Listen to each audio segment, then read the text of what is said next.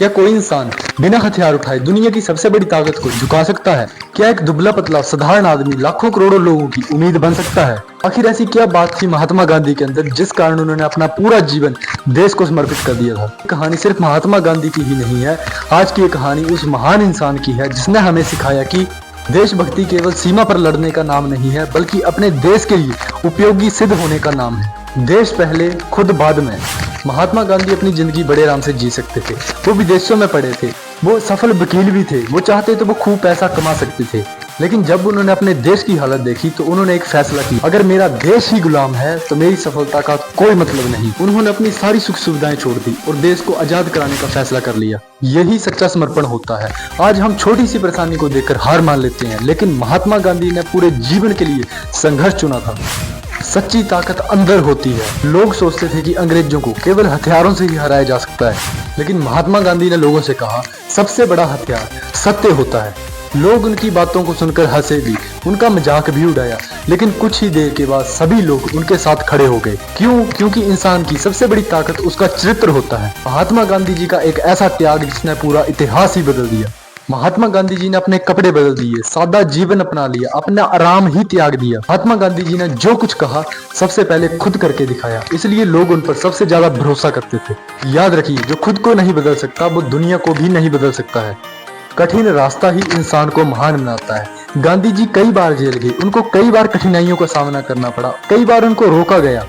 गांधी जी ने कभी हार नहीं मानी। वो हर मुश्किल के बाद और ज्यादा मजबूत होकर लौटे। जीवन का नियम भी यही है, अगर रास्ता कठिन है तो मंजिल भी बड़ी है। आज के युवाओं के लिए सबसे बड़ा संदेश, आज हमारे सामने अंग्रेज नहीं है, लेकिन आज हमारे सामने आलस, मोबाइल की लत, लोग क्या कहेंगे इस बात का डर और नकारात्मक सोच। इन सारी चीजों के ऊपर जीत हासिल कर ली जाए तो आपका कोई भी सपना अधूरा नहीं रहेगा।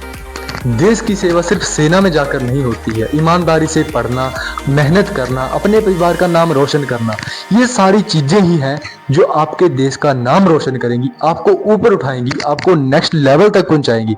इसलिए जो भी इंसान, अगर आप स्टूडेंट एज में हैं तो आपका काम है पढ़ाई करना। आप अपने कर्म को, अपने काम को इस तरीके से करो, इतनी ईमानदारी से करो कि आपको कोई बोलने वाला पैदा ना हो जाए, आपको कोई रोकने वाला पैदा ना हो जाए कि तेरे से नहीं होगा, तू नहीं कर रहा है, तू नहीं कर पाएगा।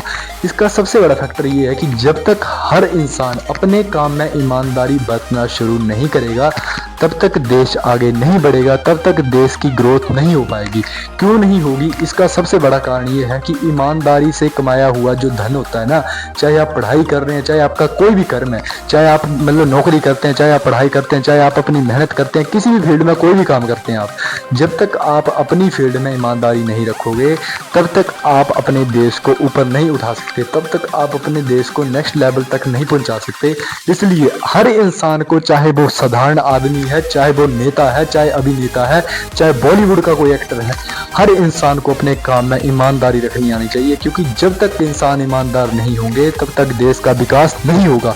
इसलिए हर इंसान से मेरी अपील रहेगी, हर व्यक्ति से मेरी अपील रहेगी, जो भी बड़े बड़े नेता हैं जो लोगों से घूस लेते हैं, लोगों को लूटते हैं, उनसे पैसे लेते हैं कि तू मेरे को पैसे दे उसके बाद तेरा काम किया जाएगा, तो उन इंसानों को मैं कहना चाहता हूं कि अपना काम ईमानदारी से करो, अपना कर्म ईमानदारी से करो, उसका फल आपको भगवान देंगे, उसका फल आपको, आपकी मेहनत का आपको फल मिलेगा। दूसरे को लूट कर आप अगर अपनी मेहनत जता रहे हो, अपनी मेहनत को जता रहे हो कि मैं दूसरे को लूट रहा हूँ और उससे कमा रहा हूँ, वो आपकी मेहनत नहीं है, वो आपकी रगड़ा है, वो आपकी बेवकूफी है। इसलिए मैं आपको यही कहना चाहता हूँ, जब तक देश का विकास तभी होगा जब आप ईमानदारी से जीना सीखोगे। जब तक आप ईमानदारी में नहीं जियोगे, जब तक आप ईमानदारी अपने काम में नहीं रखोगे, तब तक देश का विकास नहीं होगा।